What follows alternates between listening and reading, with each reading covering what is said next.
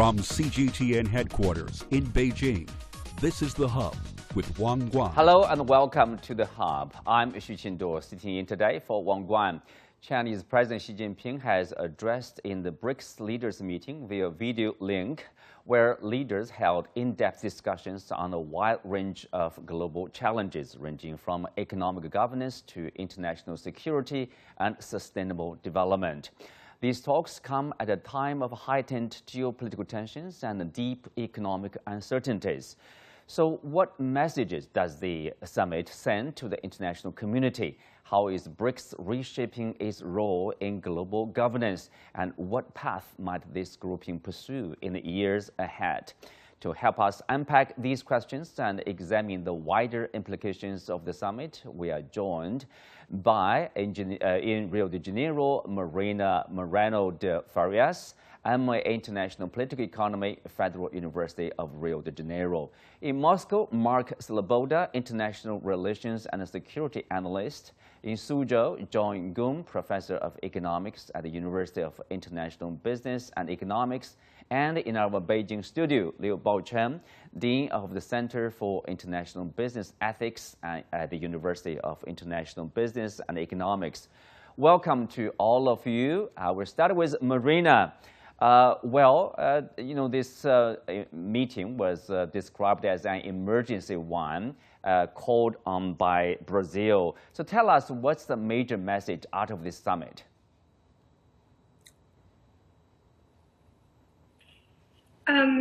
So I would like to comment first on the fact that there is a deep need for the reduction on the reliance on the US dollar, especially right now when Brazil, India, and also China are facing severe tariffs and other protectionist measurements from the United States. The reduction on the reliance on the US dollar has been a talking point ever since the start of Lula's third term in Brazil, but things have definitely shifted after Donald Trump's election, meaning there has been an eroding trust in the US dollar and concerns over US fiscal mismanagement, mounting debt, and unilateral sanctions that have been diminishing global confidence on the US dollar as the ultimate reserve currency of the international financial system. I should point out the tariff pressures, especially harsh in the case of Brazil, with a number of 50% on Brazilian exports and very punitive tariff on Indian goods, which have been heightening friction, reinforcing BRICS' urgency to diversify away from dollar dependence. So I would say there have been significant concrete steps taken ever since the summit in July that happened in Brazil, the BRICS Summit. I can highlight the formal approval for a guarantee mechanism through the new development bank with expected activation of pilot programs in 2026, a technical roadmap for cross-border payments and settlement systems, with Brazil taking leadership in launching the next stage of the BRICS Pay, and stronger commitments into conducting transactions in local currencies and developing interoperable financial platforms. Right. Let have Gong, Professor Gong. Marina mentioned some of the challenges, obviously. And how do you describe this background of this meeting? Marina mentioned some of them, for example, tariffs. And I think if you look at these responses from the member countries, of course, there's conflicts ongoing. Of course, this UN Security Council somehow it's like a paralysis state. It's not functioning that well, etc. How do you characterize the current, the global system, the state of global system, let's say, or the background of this meeting? Yeah, well, I think there are practical imperatives for taking more actions within the BRICS framework. But I think more importantly, as you pointed out, is the broader context against which the international relations of many countries are moving towards. I think there are two things to highlight. One, of course, is Washington's very seismic change in its foreign policy. Clearly, President Trump's foreign policy is not so much centered on upholding the multilateralism, it's essentially abandoning its leadership role in what we describe, what we usually call as the rules-based international order. He has made withdrawals from several important international organizations. He has basically rendered the WTO, which is the most important organization for global business, global commerce, as part of the rules-based order. Countries like China, countries like Brazil, and other global South countries need to really take some actions. So I would say there's a more strategic imperative here, in addition to the practical need to address the currency issue, the trade settlement issue, and all those things. These are very important. Don't take me wrong on this.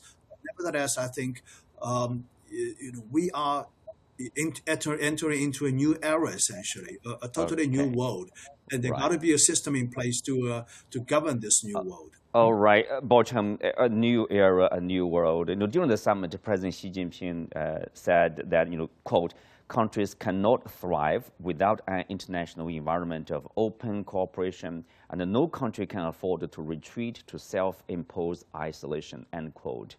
What's your understanding of this message here? It seems like President Xi is basically saying that, yes, cooperation between BRICS countries, global South countries, but also probably, cooperation with, with European countries, with the U.S.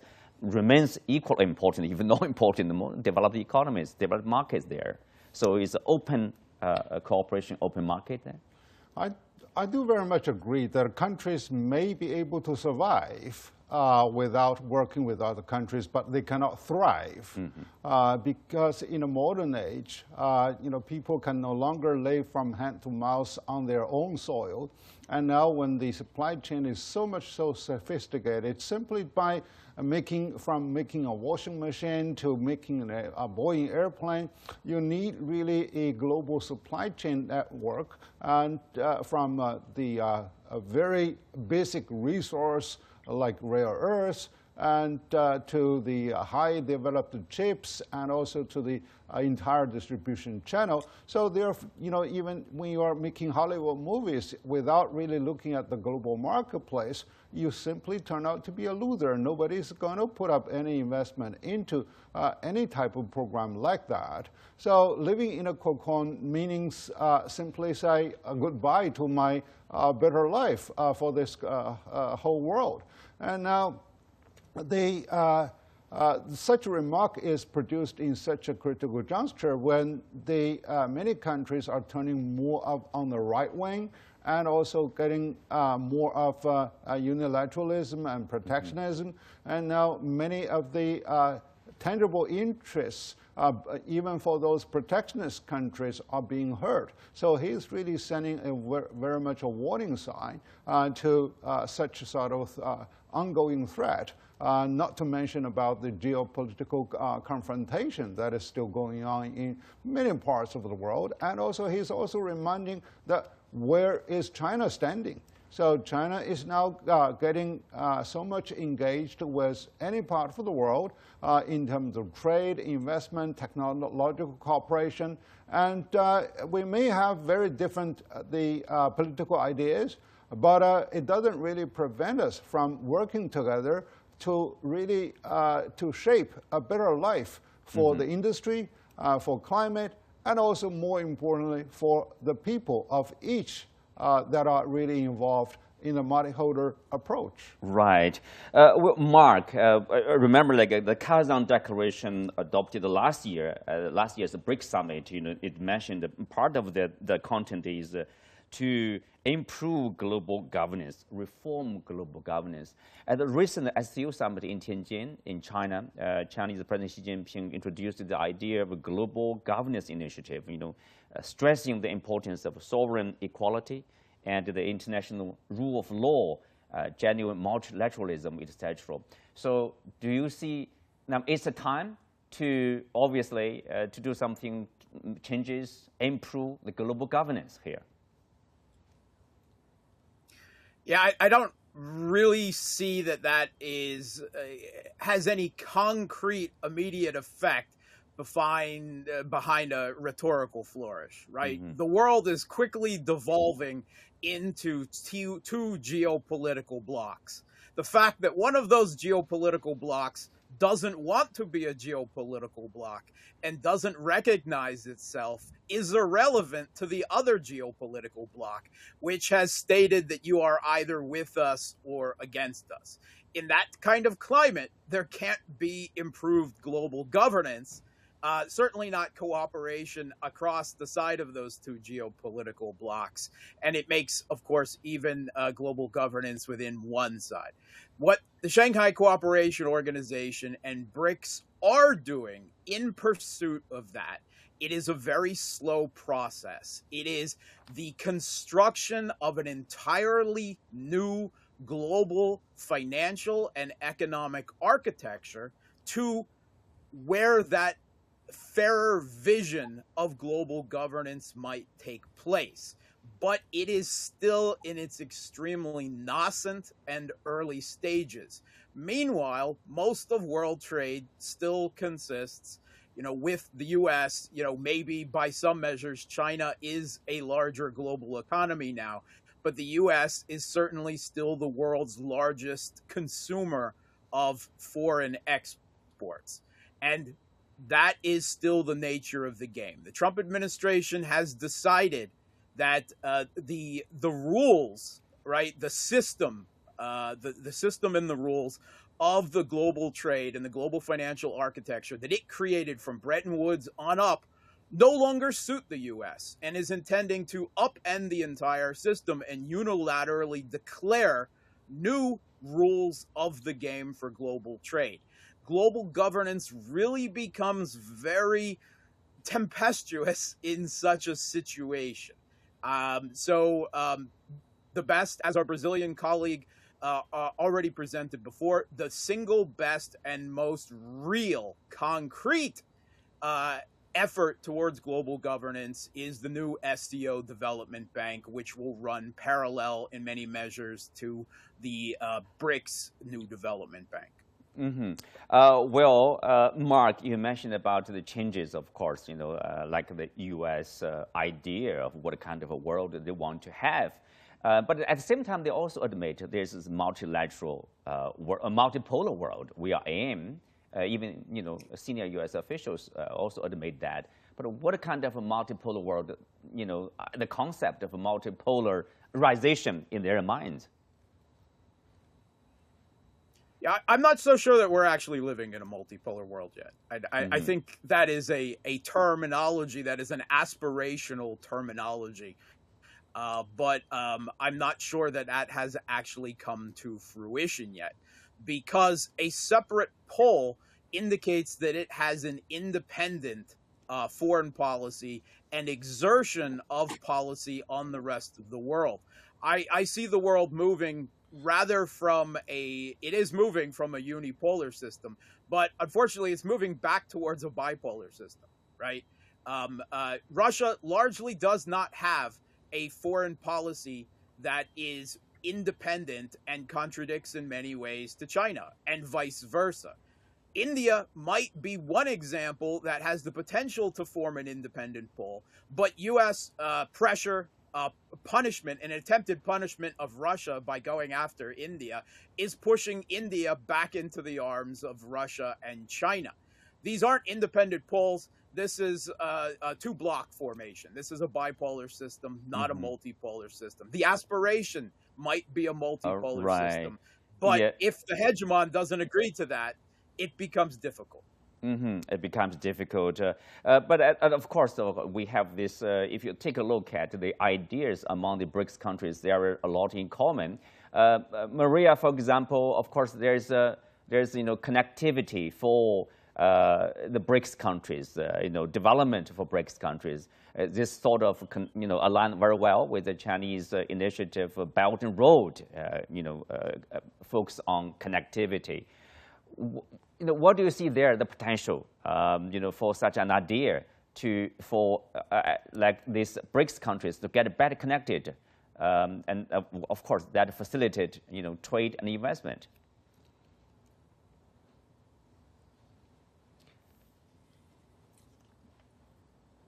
Hello, Marina? Oh, I'm sorry, I didn't hear you. Yeah. Can you repeat your question? Because yeah, I think basically it's a this is connection. the BRI initiative, and of course the global connectivity among SCO countries and common development here. Yeah, I would say that there has been a solidification of the Global South as a grouping of emerging economies to a more multipolar, South-centered, multilateral platform. I think what the main opinions here, according to the colleagues, is much more negative on the side that they understand these developments as much more on the narrative spectrum and less on the alternatives, the concrete alternatives to the bipolar or unipolar system that had been in place since the Bretton Woods institutions. But I do think that the expansion of the membership of the BRICS, including countries like Egypt, like Indonesia, was a tangible sign of inclusion and representation. I think that BRICS has started paving the way for Global South priorities through its declarations on climate finance, public health, reindustrialization, especially, for example, in the case of Brazil, where we are currently experiencing a reprimarization of our exports. And I think when we're talking about the Belt and Road Initiative, we have to also remember that there is a financial branch or a financial arm to support the Belt and Road Initiative.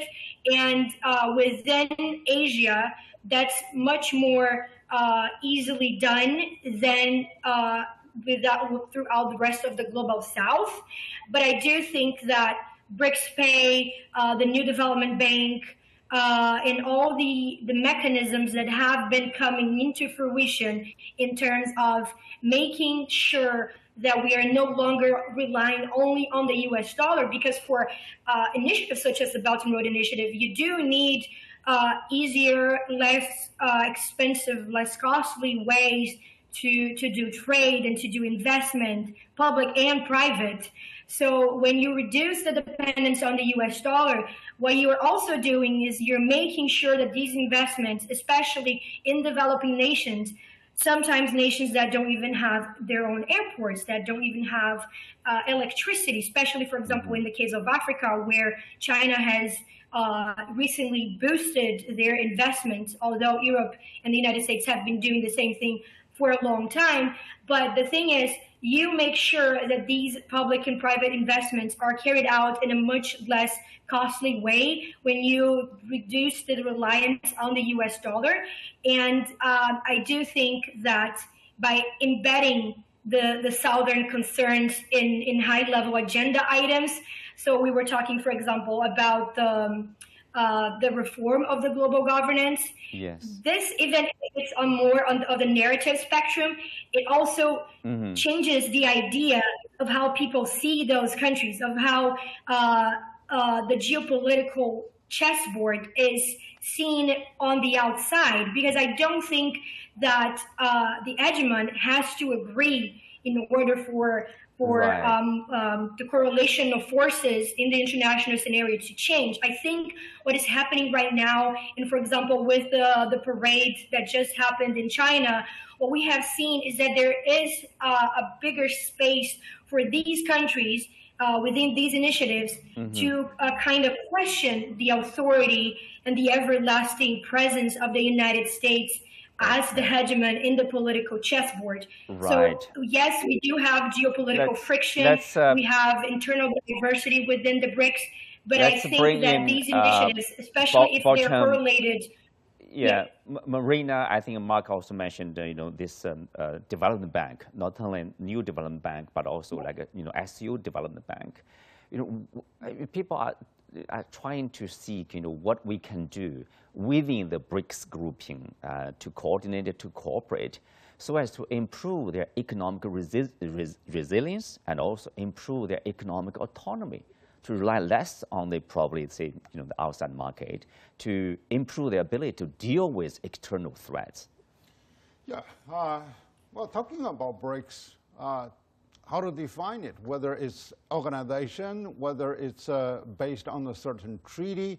it seems to be incidental based on the acronyms developed by an economist. So, but history has proven that this is really the right type of incident, because over the last 2 decades since its inception, the world has experienced such a sort of big convergence in which the collaboration between those big emerging economies turned out to be very important to show up the global economic growth pattern.